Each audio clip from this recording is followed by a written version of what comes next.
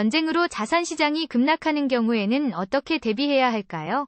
전쟁이 발생하면 여러 가지 영향이 자산 시장에 미치게 됩니다. 급락하는 시장에서는 많은 사람들이 불확실성으로부터 도망치려고 합니다. 이러한 상황에서는 안정적으로 투자하는 것이 중요합니다. 첫 번째로 할 수 있는 것은 다양한 자산 클래스에 투자하는 것입니다. 주식, 채권, 부동산 등 다양한 자산에 투자하면 리스크를 분산시킬 수 있습니다. 두 번째로는 긴 기간 동안 투자하는 것입니다.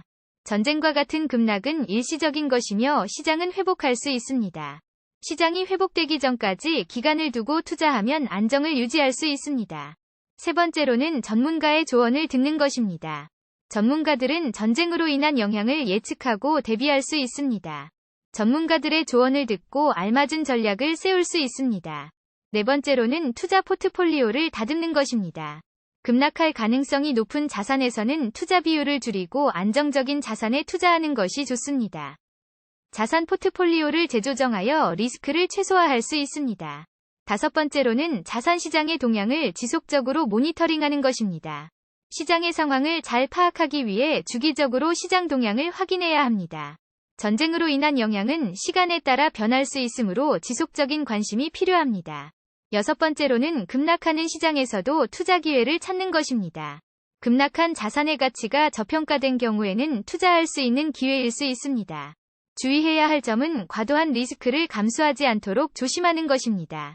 일곱 번째로는 강한 투자 마인드를 갖는 것입니다. 전쟁으로 인한 어려움에도 불구하고 긍정적인 투자 마인드를 유지해야 합니다.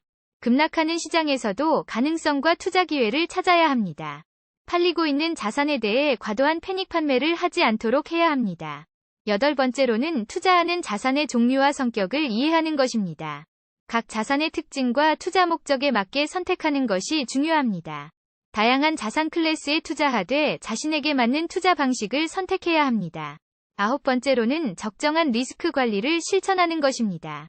전쟁으로 인한 시장 변동성을 고려하여 적정한 투자 비율과 포지션을 선택해야 합니다.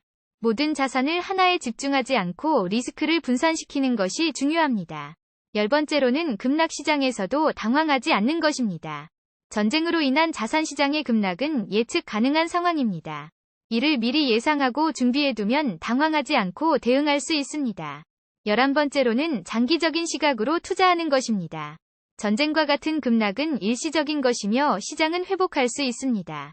장기적인 목표와 전략을 가지고 투자하여 안정을 유지할 수 있습니다.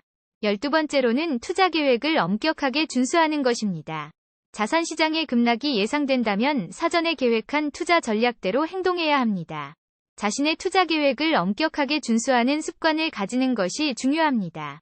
13번째로는 전쟁으로 인한 자산 시장 변동에 대한 정보를 습득하는 것입니다. 전쟁 상황에 대한 최신 정보를 받아들이고 이를 토대로 투자 전략을 결정해야 합니다. 정보를 습득하고 이를 통해 자신만의 판단을 내릴 수 있어야 합니다.